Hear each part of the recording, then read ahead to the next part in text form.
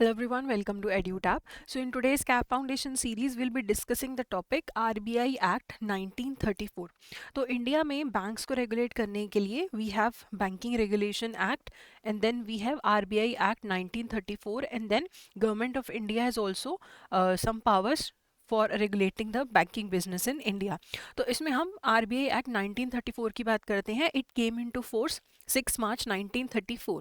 तो जब RBI act बनाया गया था जिसके अंदर RBI को फॉर्म किया गया है, तो मेन जो इसका एम था आरबीआई को इस्टेब्लिश करने का, वो ये था कि जो इंडिया में बैंक नोट इशू होते हैं उसे रेगुलेट किया जा सके और इंडिया में मॉनेटरी स्टेबिलिटी मेंटेन रहे, उसके लिए रिजर्व्स मेंटेन किए जाएं एंड जो इंडिया का करेंसी एंड क्रेडिट सिस्टम है वो कंट्री के एडवांटेज में ऑपरेट हो सके। तो इसी एक्ट के अंडर आरबीआई की कॉन्स्टिट्यूशन होती है, आरबीआई को पावर्स मिलते हैं, आरबीआई के फंक्शंस जो हैं वो डिज़ाइन होते हैं, इसमें डेजिग्नेटेड होते हैं। तो वैसे तो जो आरबीआई एक्ट है ये डायरेक्टली बैंकिंग सिस्टम को रेगुलेट करने को डील नहीं करता है। सिर्फ जो सेक्शन 42 है वो कैश रिजर्व्स मेंटेन करने की बात करता है फॉर द शेड्यूल्ड बैंक्स। बाकी जो आरबीआई के पास पावर्स आती हैं to regulate the banking system वो बैंकिंग रेगुलेशन एक्ट के थ्रू आती हैं। ठीक है, उसके अलावा जो सेक्शन 18 है आरबीआई एक्ट का वो इसे पावर प्रोवाइड करता है for directing discounts of bills of exchange and promissory notes when a special occasion arises। तो discounting of bill of exchange and promissory note कर सकता है when special occasion arises, ठीक है, and making it necessary or expedient for the purpose of regulating credit in the interest of trade, industry and agriculture। या फिर जब लगे कि ट्रेड या इंडस्ट्री या एग्रीकल्चर के फायदे के लिए उनके क्रेडिट को रेगुलेट करना है तो उस केस में ये स्टेप्स लिए जा सकते हैं।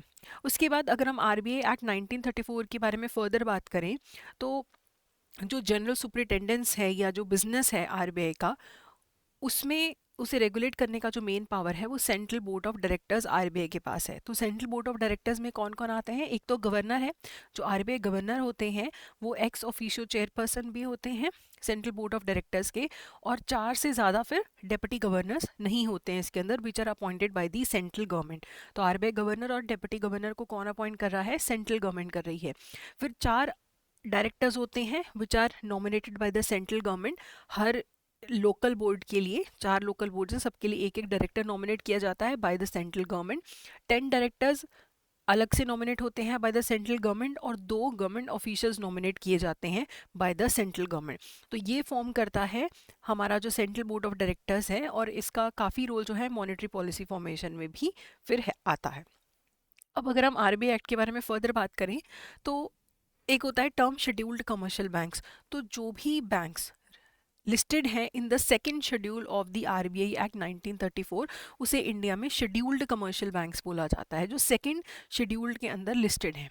बाकी जो आरबीआई एक्ट है वो उसमें section 3 establishment and incorporation of RBI की बात करता है, कैपिटल की बात करता है, मैनेजमेंट की बात करता है, सेंट्रल बोर्ड का कॉम्पोजिशन क्या होगा, इसके डायरेक्टर्स का जो ऑफिस का टर्म होगा वो कितना होगा, उसकी भी बात आरबीआई एक्ट करता है।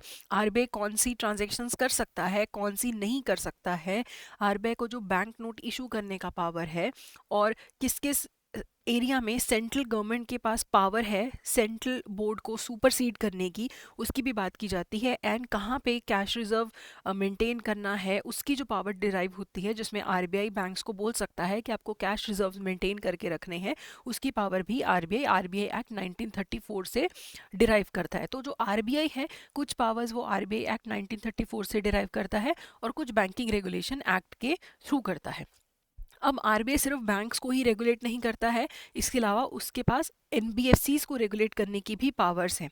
तो अगर एक एनबीएफसीज के मैनेजमेंट को कंट्रोल करना है आरबीआई ने तो उसके पास 2 तरीके हैं, एक वो उसके डायरेक्टर्स को रिप्लेस कर सकता है या उसके बोर्ड को सुपरसीड कर सकता है।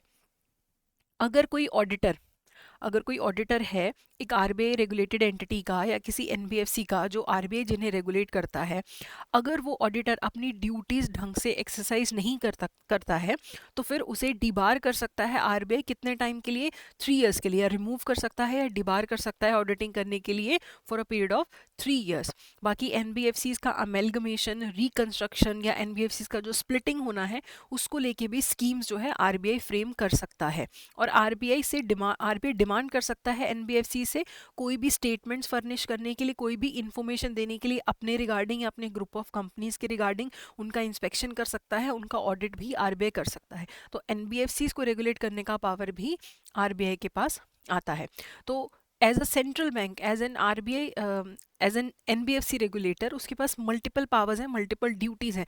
इंडिया में करेंसी मैनेज करना, जो इशू ऑफ नोट्स है उसे रेगुलेट करना, रिजर्व्स मेंटेन करके रखना इंडिया में मॉनेटरी स्टेबिलिटी लाने के लिए, इंडिया के करेंसी सिस्टम को, क्रेडिट सिस्टम को ऑपरेट करना, ये सारे काम आरबीआई के हैं। और एनबीएफसीज को रेगुलेट करने के लिए, उनका सुपरविजन करने के लिए अलग से एक आरबीआई का डिपार्टमेंट है, department of non banking supervision, जैसे डीएनबीएस से भी आप याद रख सकते हैं, department of non banking supervision. तो अलग से डिपार्टमेंट है फॉर एनबीएफसीज। तो और पावर्स क्या है इंडिया में? बैंक लाइसेंस इशू करने का पावर सिर्फ आरबीआई के पास है। जो बैंकिंग बोर्ड्स हैं उनके पर्सनल को अपॉइंट करने का पावर, उन्हें रिमूव करने का पावर, बैंकिंग बिजनेस को रेगुलेट करने का पावर, बैंक्स एनबीएफसीज को डायरेक्शंस देने का पावर, उसके बाद जो भी बैंक्स हैं उनके डॉक्यूमेंट्स को इंस्पेक्ट करना, उन्हें सुपरवाइज करना, उनके ऑडिट करना, उनकी इन्फॉर्मेशन जो क्रेडिट इन्फॉर्मेशन है कलेक्ट करना, फर्निश करना, अमेलगमेशन वाइंडिंग अप के रिगार्डिंग डिसीजंस लेना, अगर वो कोई बात नहीं मानते हैं, रेगुलेशंस नहीं फॉलो करते हैं, उन पे पेनल्टीज़ लगाना, उसके अलावा कंट्रोल ओवर वोटिंग राइट्स या फिर क्वांटम ऑफ शेयर होल्डिंग, कितना शेयर होल्डिंग शेयर होल्डर्स के पास हो सकता है, इन सबको लेके जो पावर है वो आरबीआई के पास है। ठीक है, तो अब हम इससे रिगार्डिंग कुछ एमसीक्यूज कर लेते हैं। Who is the x official chairman of the central board of directors? Finance minister of India, PM of India, governor of RBI या फिर प्रेसिडेंट ऑफ इंडिया? तो इसका आंसर होगा गवर्नर ऑफ आरबीआई। जो भी गवर्नर ऑफ आरबीआई होता है वही फिर chairman of central board of directors भी होता है। अगला क्वेश्चन है, in case of non compliance और irregularities how long can the RBI debar an auditor from exercising duties for an RBI regulated entity? तो यहाँ पे ये पूछा जा रहा है कि अगर नॉन कंप्लायंस होता है, ऑडिटर कोई कंप्लायंस नहीं करता है, तो आरबीआई कितने टाइम के लिए उन्हें डीबार कर सकता है? 1 ईयर, 2 ईयर, 3 ईयर्स या फिर 4 ईयर्स के लिए? तो ऑडिटर को 3 ईयर्स के लिए आरबीआई डीबार कर सकता है, इवन रिमूव भी कर सकता है। उसके बाद अगला क्वेश्चन है, which of the following are the powers of RBI regarding banks and NBFCs? Appoint करना, बैंकिंग पर्सनल को रिमूव करना, बैंकिंग बिजनेस को रेगुलेट करना, बैंक्स को सुपरवाइज करना, बैंक्स को ऑडिट करना, बैंक्स के रिगार्डिंग जो क्रेडिट इन्फॉर्मेशन है कलेक्ट, कोलेट या फर्निश करना। तो ये सारी ही पावर्स आरबीआई के पास हैं regarding both banks and NBFCs. तो डी जो है इसका करेक्ट आंसर है। आखिरी क्वेश्चन जो है उसका आंसर आप मुझे कमेंट सेक्शन में देंगे। The central board of directors is responsible for formulating policies related to?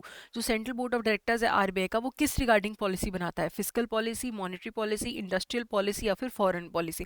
बहुत ही आसान क्वेश्चन है, इसका आंसर आप हमें कॉमेंट सेक्शन में दे सकते हैं। And this was your session for today, that's it for today, thank you so much.